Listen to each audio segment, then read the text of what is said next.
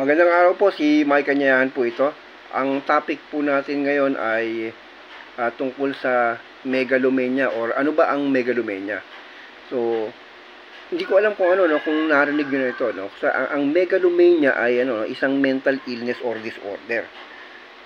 At itong mental illness na to or disorder,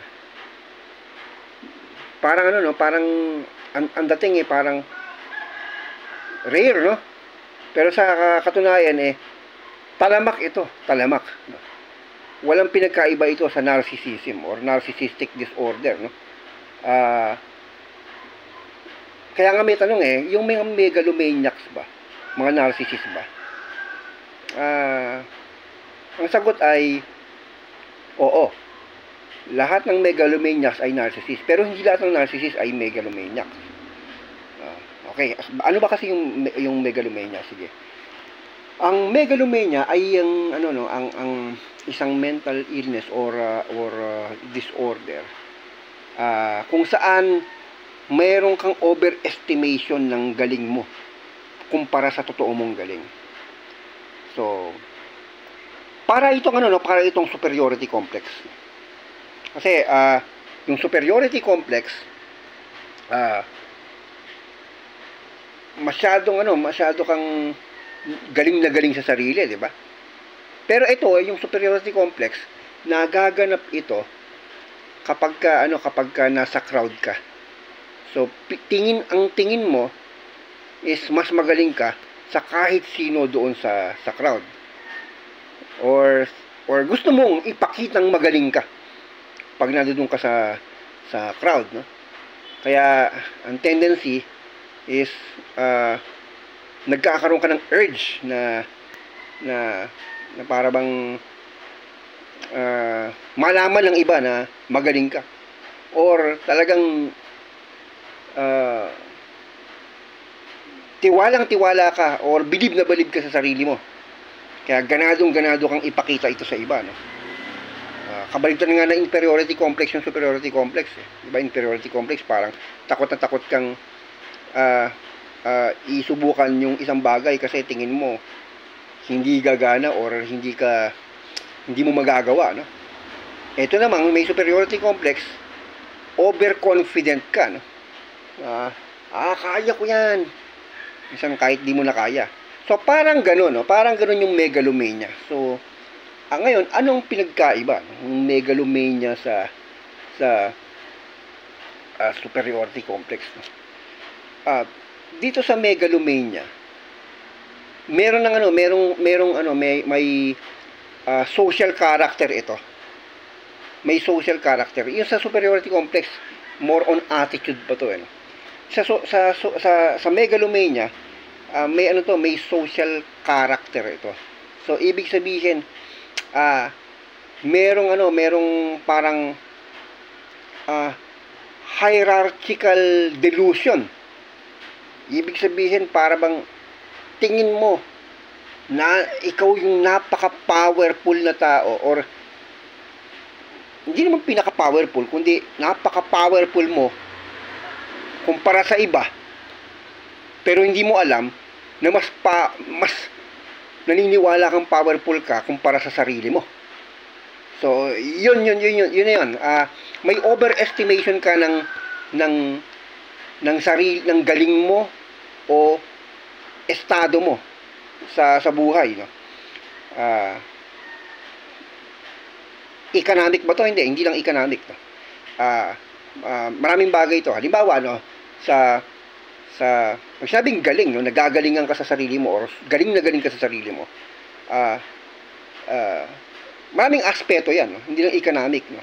Hindi lang politika, hindi lang political, pati cultural or intellectual, no? Halimbawa sa pag-aaral, no, pagka ikaw meron kang megalomania, no, tapos nagiging number 1 ka lagi sa klase, or tingin ng tao matalino ka, tingin mo sa sarili mo talino ka talaga, ang talino mo, di ba? Kahit sabihin ng tao na wow, ang talino mo naman. Tapos, sasabihin mo, hindi naman masyado. Pero, talinong-talino ang tingin mo sa sarili mo. So, ngayon, kung ikaw naman nasa trabaho, no? Ngayon dati, tau-tauhan ka lang, no? Masunurin, tapos magalang, mapagkumbaba, bigla ka na-promote, no? Parang, ang promote mo para bang ano lang naman, layer lang naman, kumpara dun sa pinanggalingan mo, pero, naging bossy ka, no? Parang bossy. Kala mong daig mo pa yung may-ari, no? So, yun. Ganun yung ganun yung sinasabi ko na, para merong hierarchical, no? So, kung kung sa politika, halimbawa, no? Dati kang barangay captain na sinisigaw-sigawan lang ng mga kabaryo mo, no? Pero naging ka, no? Naging mayor, no? Mayor. Naging mayor ka. Kung meron kang megalomania, daig mo pa yung yung presidente kung umusta ka, no? Kala mo lang kung sino kang hari doon sa munisipyo mo o sa town mo, no? Kung umasta, diba?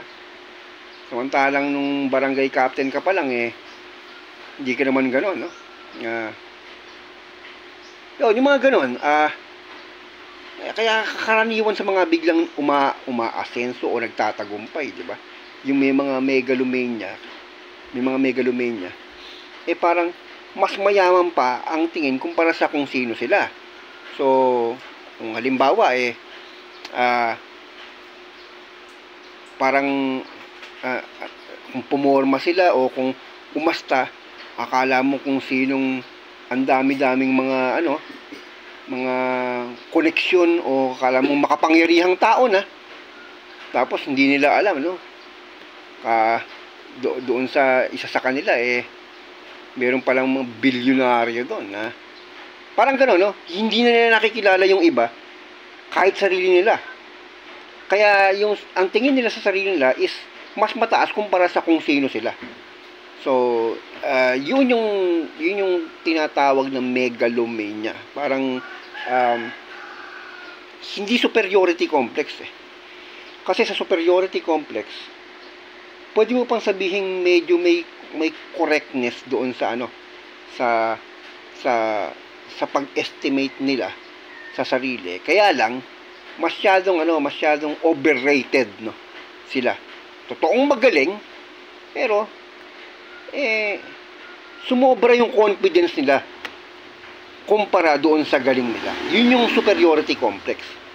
Diba? Halimbawa, yumaman ka sa may superiority complex to. Totoong mayaman ka, kaya lang akala mo maraming magagawa yung pera mo. Halimbawa, maraming mga taong umasa sa'yo. Tapos sinabi mo sige, ako bahala, kaya ko yan, tutulungan ko kayo. Sige, ito, yan. Ganun, Pero walang walang papakitang powerful ka. Pero matulungin ko pa nga Kaya lang, masyado kang confident, no? Sige, tutulungan ko kayo. Hanggang sa, may lapit sa'yo, nagkasakit si ganito. Sige, tulungan ko kayo lahat. Ako bahala. Sige, sagutin ko pag-aaral ni ganito lahat. Ayun, hindi mo kinaya. Bumagsak yung finances mo. Tapos akala mo mayaman ka. Hanggang sa naghirap ka, no? Hanggang sa naghirap ka, ayun, wala ka na maibigay dun sa mga lumalapit sa'yo. So, ang ending, ikaw yung lumalapit ngayon sa mga tao na yun. Tapos iniwan ka na. Parang, so ganoon, parang nagkaroon ka ng in-overrate mo yung sarili. Masyado kang overconfident. doon sa totoo mong kakayahan. So, superiority complex, no? Pero sa megalomaniac, masyadong mataas ang tingin mo sa sarili. Yun. Feeling mo powerful ka. Parang halos tingin mo Diyos ka na, parang gano'n. Kung ikaw ay artista, no, na yung sabihin mo no, yung hindi ka dati sikat, bigla ka sumikat, no, sobrang sikat, no. Pero hindi ganun kasikatan kumpara sa mga superstar, no. Pero feeling mo mas superstar ka pa o mas VIP ka pa kaysa sa superstar. Pero naging artista ka lang, di ba? So ganun. Meron kang megalomania pag ganun ka. Yung mga tipong nanalo ka sa nanalo ka sa isang patimpalak, o bawa kantahan, no, feeling mo ikaw na ang pinakamaganda ang boses, no? Hindi ka na pwedeng punahin, no? So yun yung tendency, yun yung point doon. Bakit siya mental illness, no? Mental illness siya kasi umabot ka na sa point na galing ka sa sarili mo na hindi ka na tumatanggap ng puna ng iba. Hindi ka na maturuan, masabihan, hindi ka na mapuna, at hindi ka na rin mapayuhan. Kasi para sa'yo, umabot ka sa ganito, kaya ikaw yung mas magaling. Sino ka para sabihin ako? Diyan ka nga lang ako nandito. So, ano napatunayan mo? Ako nandito. Megalomania. So, dahil na nandito ka, hindi ka na hindi ka na, ang tawag ito, hindi ka na pwedeng sitahin, na? Or ano ka na? Omnipotent ka na. Omnipotent, parang ganun. So yun ang problema ron sa mental illness na yan. So halimbawa, meron kang intellectual para bang intellectual ability, di ba? At matalino ka nga, nag-aral ka nga, pero bawa sa school nyo, may honor ka, tapos ka na ganito, matalino ka, pero sobrang talinong tingin mo sa sarili mo. Akala mo wala nang mas matalino sa'yo. Hindi mo alam, bawa ikaw naging, sabihin mong summa cum laude ka ng isang school, no? Akala mo ikaw na matalino, di ba? May ganun. Pero hindi mo alam na merong iba na mas matalino pa sa'yo, pero hindi summa cum laude, no? O, hindi rin cum laude, pero matalino. hindi mo siya paniniwalaan. Bakit summa cum laude ka ba? So, yun. So, may hierarchy, di ba? May hierarchy. Naging summa cum laude ka lang, akala mo ikaw na yung nakakaalam ng lahat, no? Akala mo lahat alam mo na. To the point na hindi ka na nag-aaral kasi kung ano na nilalaman mo, akala mo tapos na. Yun ang lahat. Pero hindi mo alam, dami ka pang hindi alam. So, meron kang megalomania dahil sa pagiging summa cum laude mo. Nagkaroon ka ng megalomania. Pero hindi ko sinasabing pag naging summa cum laude ka, magiging megalomania ka. Nagkataon, sabi ko nga, yung mga merong megalomania, nagiging ganon. Nagiging ganon sila, yung mga megalomania, kasi doon lumalabas yung sakit na yun, Ang megalomania ay nakatago sa pagkatao ng taong may ganon. Ang maaring cause ang cause niyan ay yung pwedeng environmental, pwedeng biological, no? Kung biological, siyempre mahirap yun. Dapat yun talagang tinitreat yun ng mga psychiatrist o doktor, no? Pero kung environmental, pwedeng dahil sa sobrang sa sobrang mga frustration sa buhay, insecurities, di ba? Pwede yun ang dahilan. Kaya yung kakulangan sa atensyon, nagiging outlet nila yung pagbabago sa sarili nila. Kapag nag-grow yung sarili nila, medyo nagkakaroon ng manifestasyon nung sakit nila. So, kaya, di ba, kadalasan, di ba, sa mga pelikula, no? Dati inaapi-api nyo ako, ngayon, babalikan ko kayo. Ano yun? Most likely, merong megalomania yun. Kasi nung dating inaapi-api siya, nagkaroon ng vacuum sa parang problema niya sa emotion, no? So emotional problem, nagkaroon ng vacuum na para bang susunod in the future, ako naman ang mga api, ganon. Or balang araw hindi nyo na ako gaganituhin, at pag akong napunta sa ganyan, umanda kayo, ganon. Yun na yun. Kaya kahit na hindi pa umaabot talaga sa ganun, akala mo nadudoon na sila. Dahil merong frustration sa buhay. So ibig sabihin, may kakulangan sa sarili. So, yung kakulangan sa sarili na yon ay emotional in nature. Nagkulang silang ma-feel yung bagay na yon. Wala sila noon dati, kaya para bang pinangarap nilang magkaroon ng ganon, or maramdaman yung maging ganon. Kaya nung naging ganon sila, ang impact iba. So kaya sa mga may mga emotional torture, may mga insecurity, medyo delikado nga talaga.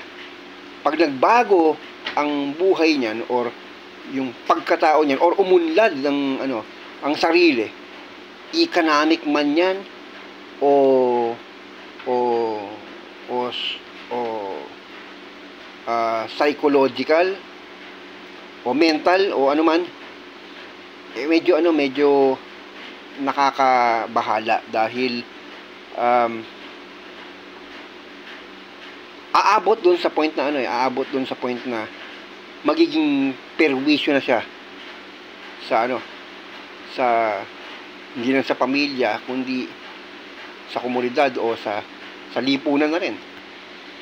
Magsisimula yan sa kayabangan, mauuwi yan sa pambubuli, no? At yun nga, pagsisiga-sigaan, no? Kasi kadalasan ng may mga megalomania ay ang ending siga. Hindi mo na bawa kung talino ka sa sarili mo, hindi mo na pwedeng questionin kung ano yung sinasabi niya. Hindi na siya pwedeng turuan, hindi na siya tatanggap ng payo, at hindi na rin nag-aaral, hindi na rin bukas ang isipan.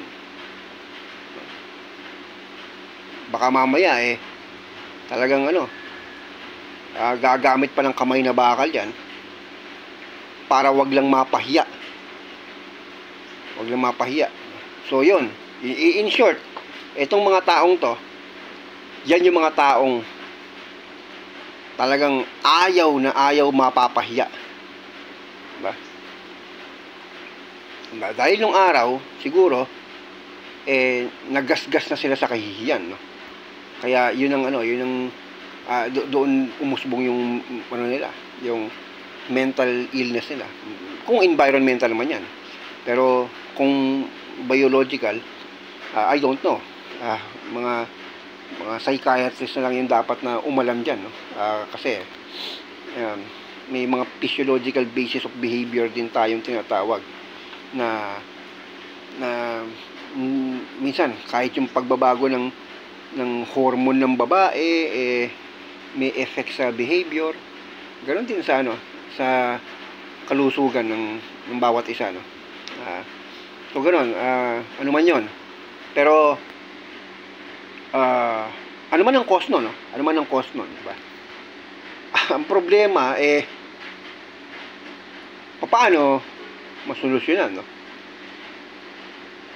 Kung ikaw ay merong megalomania, hindi ko alam kung paano mo gagamutin ang sarili mo kasi hindi mo tatanggapin na meron kang megalomania or megalomaniac ka. Sino ba namang megalomaniac ang tatanggapin na siya ay merong psychological problem, no? Or merong mental illness, no? So yung yung paano mo malalaman kung ikaw ay merong megalomania, di ba? Yun na nga, kapag ka andyan yung galit na galit ka kapag ka kine-question ka, o tuwang-tuwa ka kapag ka pinaniniwalaan ka, yung sobrang tuwang-tuwa kapag pinaniniwalaan ka, or wala ka ng feeling pag pinaniniwalaan ka, pero galit na galit ka kapag ka may kukontra sa'yo. So, ganun.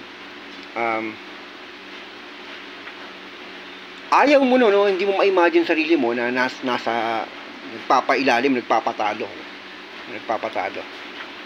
So, may mga ibang narcissist nga kahit paano, di ba, yung mga pa-victim, no? Pa-victim pa yan, no? Kasi kumukuha lang attention yan. Ibig sabihin, gusto niya mangyari, malaman ng tao na siya yung tama. Kaya siya yung ginawa ng pagkakamali. Kaya pa-victim, no? Pero yung mga megalomaniacs, hindi na magpapa-victim. Dapat hindi siya victim. Dapat nandito siya. So, yun.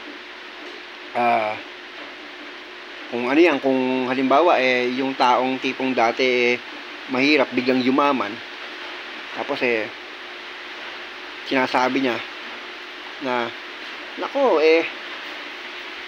bakit mo ako papayuhan? Sino ka ba? Ito ka lang, dito ka lang. Ako may pinatunayan ako, dito ako. Ganyan. Ganon na yun. Most likely meron kang megalomania.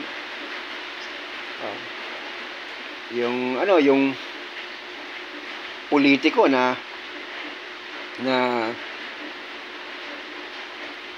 merong megalomaniac, pag naging presidente yan, mga yan, tyrant yan. Dapat walang Congress, dapat walang Senate, walang kritisismo, walang opposition dapat, diba? At ang utos niya hindi mababali. Tapos dapat purihin siya, kaya mga picture niya dapat nandoon sa mga kahit saang lugar. So dapat pinupuri lang siya. Kasi pag kiniticize siya, tigok ka. Yun. Ganun, may mga megalomania. Ganun din, yung mga pag sumikat yan, bawa artista, so sikat na sikat. Grabe. Walang fans na pwedeng lumapit dyan. Kasi dapat defined yung hierarchy. Andi dito siya. Makakalapit lang sa kanya yung mga assistant niya. Dapat red carpet yan. Dapat ang suot niyan mga mamahaling mga designers label. So yun. Kasi hindi niya deserve para sa kanya na magsuot ng mga mumurahin, no? Mga ganon. Mga tipong ganon. So yun, maraming forma. O depende sa pagkatao mo. So kaya nga sinabi ko na yung megalomania ay hierarchical kumpara sa superiority complex na mas nasa mental at intellectual aspect pa nga yun or hindi psychological aspect pa nga yung yung superiority complex yung parang simpleng overconfidence lang hindi naman siya talagang sabihin mong Diyos ang tingin sa sarili. Mas malala talaga yung yung megalomania. Kala mo bihira nating narinig to, pero actually parang common eh. Kaya tayo nagkakagulo sa lipunan ito kasi ayaw magpatalo, ayaw natin magpatalo sa isa't isa So kaya dapat magka-clash tayo. So ang kung sino yung malakas, yun ang mananaig, matirang matibay. So yung mga ganong mga pagtingin sa mundo, most likely may impluwensya ng mga megalomaniacs. Dahil ganun ang tingin ng mga megalomaniac sa mundo The world is a dog-eat-dog world. So, at ang mahina ay walang karapatan sa mundong ito. At ang deserving ay yung mga malalakas, mga magagaling, di ba? Yan na yun. Yan ang mundo ng mga megalomaniacs. Ngayon, kapag ka ganun, ang sinang-ayunan natin ng karamihan, sinang-ayunan ng karamihan, ibig sabihin, karamihan ay megalomaniacs. Kaya maghahatakan yan sa isa't isa. So, kaya yung sinasabing yung yung mga Pilipino ay utak talangka or may crab mentality raw ang mga Pilipino. Alam niyo ibig sabihin nun? Ibig sabihin sa Pilipinas ang daming megalomaniacs.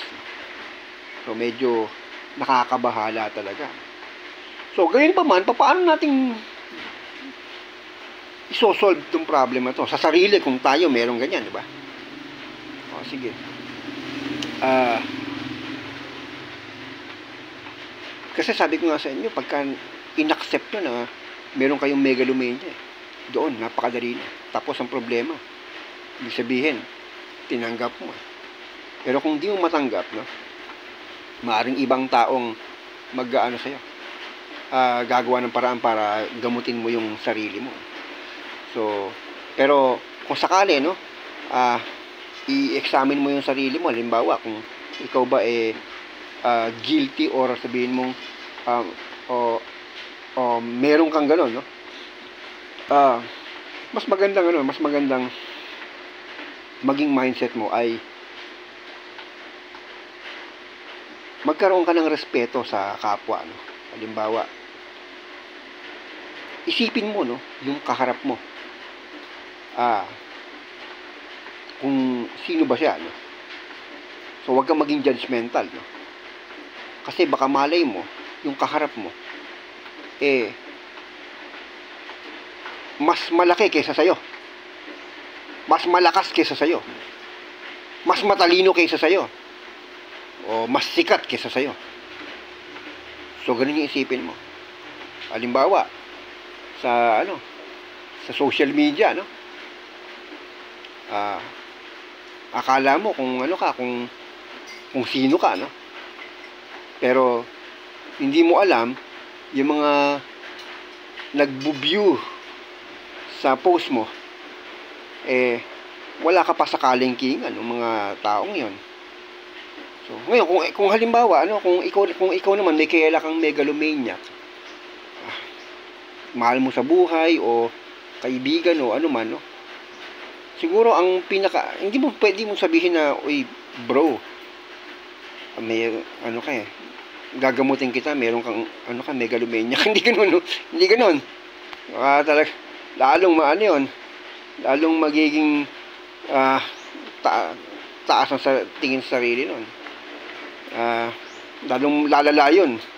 Hindi ganoon, mas maganda siguro i-expose sila. Kung bawa mahal mo sa buhay o i-expose sila sa mga sitwasyon kung saan merong o mapapahiya o sila, para mahihiya yung buto nila, parang ah, ah, hindi mo kailangang i-expose sila na actual na kasi mapahiya silang actual, sa actual kasi sabi ko nga noon na ang pinakamabisang gamot talaga sa mga sa narcissism, sa at sa cognitive dissonance at diyan sa sa megalomania ay yung to learn a lesson the hard way. Sabihin, sitwasyon na or karma na yung magtuturo sa tao. Yung paglagapak ng tao magtuturo sa kanya. Na mawala yung ano na yun, yung overestimation sa sarili, no? Pero ganoon pa man, hindi naman kailangan hindi naman kailangan na umabot sa point na ganoon. Ang important, kung mahal mo sa buhay, i-expose mo lang sa sa mga ibang mga medium tulad ng halimbawa video, no. Mga papanoorin mo ng mga video o TV na magpapakita sa kanya na mahihiya siya sa sarili niya. So, siguro example ko rito, no, yung may video ako na pinapanood, yung sikat na sikat na vlogger ito, no. Ito yung si Anatoly the Cleaner, no. Si Anatoly the Cleaner, isa siyang world champion pagdating sa weightlifting or deadlift, no, deadlift. Taga Ukraine siya, no. Ang significance sa kanya is maliit siya tsaka hindi kalakihan ng katawan. Bato-bato, pero hindi kalakihan ng katawan. So kaya kung dadamitan mo siya ng mga parang hindi makikita yung buong katawan niya, hindi mo malalaman na na weightlifter siya. Akala mo payatot. Kaya nga nagano siya, nagdamit siya nung gano'n na nagpanggap siyang cleaner, no? Sa isang gym, no? So yung mga cleaner kasi yung suot, 'di ba? Parang balot na balot, 'di ba? Balot na balot. So parang parang sa mga parang mga mekaniko, no, mga handyman na parang balot na balot, no. So payat siyang tignan doon. So nagpanggap siyang cleaner doon sa gym, no? At kunwari ako curious dun sa mga malalaking katawan doon tsaka mga nagbubuhat ng sobrang bibigat, no. Tapos nagko-comment siya, no. At nagpa-prank siya, no. Yung mga video niya tungkol sa pagpa-prank, no. So nagpa-prank siya, sinasabi niya ron sa mga pinaprank niya. Ito palagi nangyayari sa mga prank niya, no.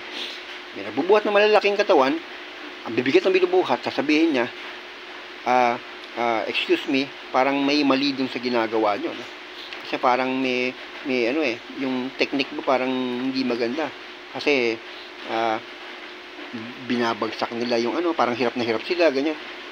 Ngayon, pinagtatawanan siya. Yung mga siguro naiinsulto, ganyan. Sabi, sabihin mo, mali yung technique namin. Mga professional kami.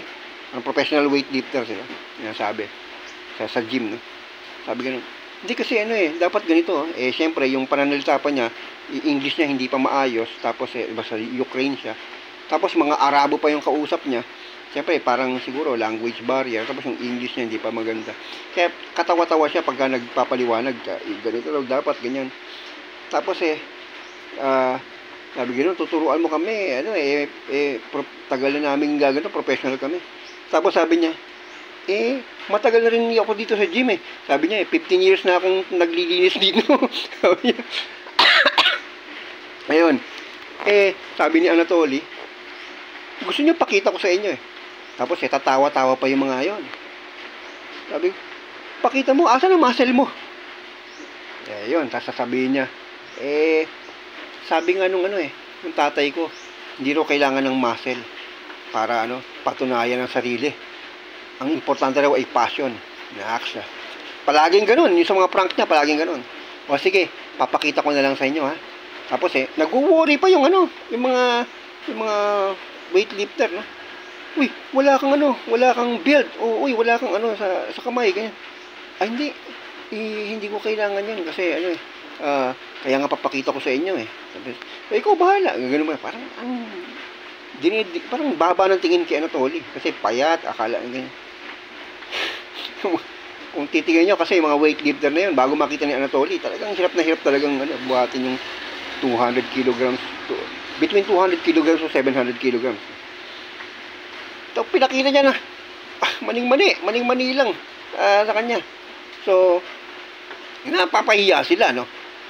Kaya ngayon, kumakamay pa sa kanya, para bang, minsan na talagang ano, parang, ewan ko, kung anong feeling kung babasahin niyo yung mga mukha.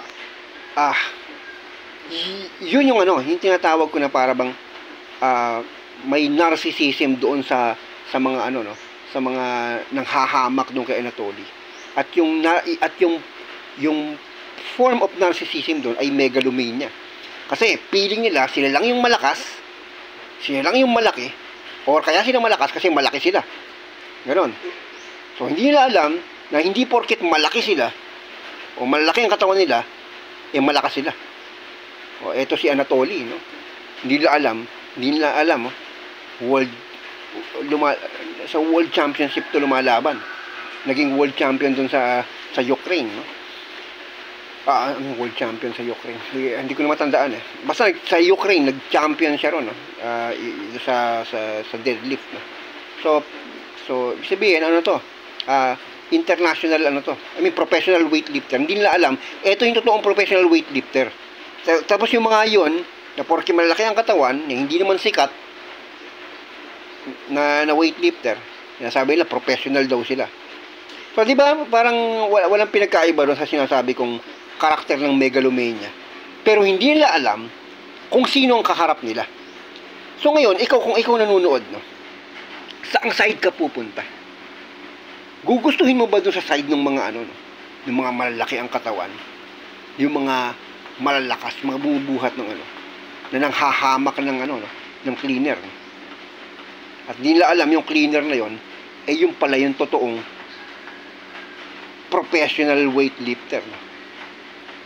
Di ba ang sakit sa mukha, di ba? Ang sakit sa mukha. So kung mapapanood yon ng mga megalomaniac, siguro pwedeng ano, no, pwedeng magkaroon sila ng